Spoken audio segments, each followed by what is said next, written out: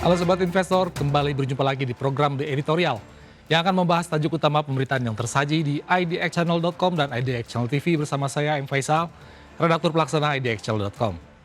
Ya Sobat Investor, bagaimana kabar Anda hari ini?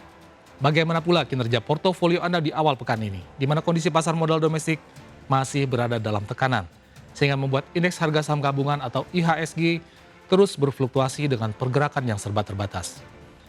Menurut kalangan analis, volatilitas pasar secara umum terjadi seiring maraknya berbagai sentimen yang saling beririsan di pasar, sehingga membuat pelaku pasar cenderung wait and see sembari menunggu perkembangan dari berbagai isu yang datang baik dari pasar domestik maupun global. Lalu dengan kondisi pasar yang demikian, kiranya isu dan sentimen apa saja yang menurut Anda menarik dan penting untuk dicermati sebagai bahan pertimbangan dalam menata strategi investasi selanjutnya?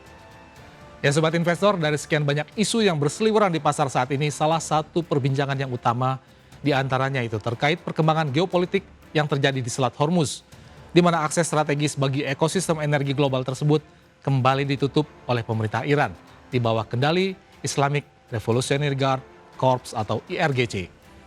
Langkah penutupan ini kembali dilakukan untuk sekian kalinya oleh Iran sebagai respons terkini atas mentahnya kembali kesepakatan damai dan gencatan senjata yang sebelumnya telah disepakati bersama pihak Amerika Serikat. Terlebih, penutupan ini sengaja dilakukan sebagai bentuk kemarahan Iran terhadap AS yang telah kembali menjalankan serangan militer tepat di hari pemakaman jenazah pemimpin tertinggi mereka, Ayatullah Ali Khamenei, yang gugur akibat serangan militer pertama yang dilancarkan oleh AS bersama Israel pada akhir Februari 2026 lalu. Karenanya murka lantaran masa-masa hikmatnya diganggu, pemimpin baru Iran, Mojtaba Ali Khamenei, juga secara resmi menjadikan Presiden AS Donald Trump, Perdana Menteri Israel Benjamin Netanyahu, serta deretan tokoh sekutu AS lainnya sebagai target utama pembunuhan. Secara total ada 13 tokoh dunia, termasuk Trump dan Netanyahu, yang oleh Iran dimasukkan dalam daftar bidikan serangan militernya sebagai bentuk balas dendam atas kematian Ayatullah Khamenei, sekaligus bentuk balasan atas sikap tidak hormat yang ditunjukkan pada momen berkabung tersebut. Praktis, dengan ditutupnya kembali akses Selat Hormuz, harga minyak mentah dunia pun terpantau seketika melonjak drastis, di mana pada perdagangan Senin pagi 13 Juli 2026, harga minyak Brent untuk kontrak September tercatat mencapai $79,27 AS per barel, terhitung naik signifikan hingga mencapai 4,29% dibanding posisi harga pada Jumat 10 Juli 2026 lalu. Di mana untuk jenis dan detail kontrak yang sama, harganya masih berada di level $76,01 AS per barel. Sementara pada saat yang sama, suplai minyak mentah West Texas Intermediate atau WTI AS juga melonjak 4,38% per barel dari posisi sebelumnya yang masih dibanderol sebesar $71,41 AS per barel.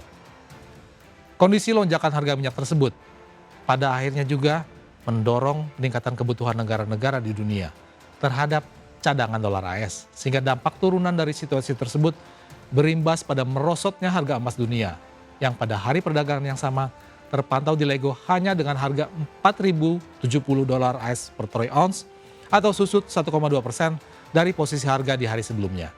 Padahal sebelum terjadinya tren pelemahan kali ini, harga emas global sudah mengakumulasi pelemahan hingga 1,4% pada pekan sebelumnya. Tak hanya menutup kembali Selat Hormuz, langkah balasan Iran juga dilakukan dengan melancarkan serangan militer ke sejumlah negara Teluk, yang notabene merupakan sekutu AS, di mana di wilayah tersebut juga dibangun pangkalan militer milik AS yang diantaranya juga dimanfaatkan untuk melancarkan serangan ke wilayah-wilayah strategis Iran. Negara-negara Teluk tersebut meliputi Qatar, Uni Emirat Arab, Kuwait, Bahrain, dan juga Oman. Bahkan dalam serangan terbarunya, pihak Iran juga mengonfirmasi bahwa telah melipat gandakan intensitas serangannya ke wilayah Qatar, Uni Emirat Arab, dan Bahrain. Peningkatan eskalasi ini sengaja dilakukan Iran sebagai respons atas pernyataan Pentagon yang sebelumnya juga telah melancarkan serangan ke wilayah Iran pada Minggu pagi 12 Juli 2026 yang uniknya oleh Pentagon juga disebut sebagai serangan balasan atas tindakan Iran melalui RGC yang baru saja menembaki kapal kontainer terdaftar milik Siprus yang sedang melintas di Selat Hormuz. Namun diklaim pihak Iran bahwa kapal tersebut secara sengaja memanaskan keadaan dengan kukuh melintasi rute yang dilarang oleh pihak Iran. Tak berhenti di situ, dalam laporan terbarunya, media internasional yang berbasis di Qatar, Al Jazeera, juga menyatakan bahwa IRGC Iran telah menargetkan fasilitas militer AS di pangkalan udara Pangeran Hasan di Yordania melalui sebuah serangan rudal balistik. Dalam pernyataan resminya, pihak IRGC menyebut bahwa serangan ke Yordania sengaja menyasar pusat komando dan kendali pangkalan militer milik AS yang ada di kawasan negara tersebut, termasuk hanggar dan juga gudang penampung drone MQ-9 milik AS. Tak berhenti di sana, IRGC juga diklaim telah melancarkan serangan berat dan mendadak terhadap pusat-pusat dukungan logistik dan platform pengisian bahan bakar yang digunakan oleh kapal induk AS di pelabuhan Duqm di Oman. Dengan semakin masifnya serangan yang dilancarkan Iran, sejauh ini belum ada tindakan nyata yang dilaporkan telah dilakukan oleh AS guna mendukung dan atau melindungi kawasan negara sekutunya di kawasan Teluk. Justru, menurut laporan yang disampaikan oleh The Wall Street yang dilakukan pihak AS, justru sebaliknya, bahwa markas besar Departemen Pertahanan AS alias Pentagon malah dilaporkan tengah menimbang opsi pemindahan sebagian pangkalan udara ke lokasi yang dianggap lebih aman dari ancaman serangan Iran. Bagi Pentagon, opsi pemindahan ini mulai layak dipertimbangkan usai keberhasilan Iran merusak pangkalan Naval Support Activity Bahrain, markas armada kelima Angkatan Laut AS, lewat serangan yang dilancarkan belum lama ini.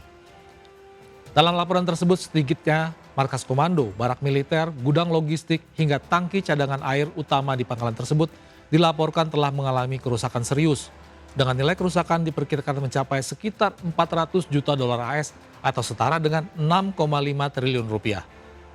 Angka tersebut belum juga memperhitungkan nilai kerugian dari kerusakan peralatan militer dan sistem komunikasi strategis yang disiagakan di pangkalan tersebut. Sehingga membuat posisi Pentagon cukup tertekan hingga terpaksa mulai membahas berbagai opsi penguatan pertahanan pangkalan, termasuk juga pilihan untuk memindahkan sebagian pusat komando ke fasilitas komando bawah tanah. Tak hanya itu, opsi lain yang masuk dalam pertimbangan Pentagon meliputi pengurangan kehadiran pasukan militernya di pangkalan di Kuwait dan Arab Saudi sebagai bentuk pencegahan atas semakin banyaknya pasukan yang gugur di medan perang.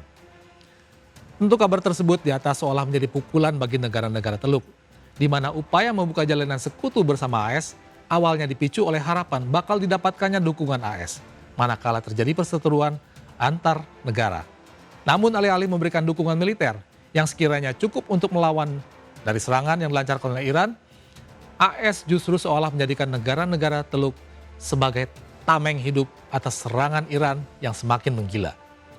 Karenanya dengan kondisi yang sedang terjadi saat ini, sebagian negara Teluk dilaporkan telah mulai menyadari bahwa ketimbang terus-menerus taklid buta terhadap persekutuan dengan AS dan berharap datangnya bantuan yang dibutuhkan, mereka kini cenderung bersikap pragmatis dengan mulai mempertimbangkan opsi berpindah haluan, dengan mulai mencoba membangun hubungan diplomatik yang lebih baik dengan pihak Iran demi menjaga keamanan regional kawasan Teluk dengan peluang hubungan yang lebih stabil.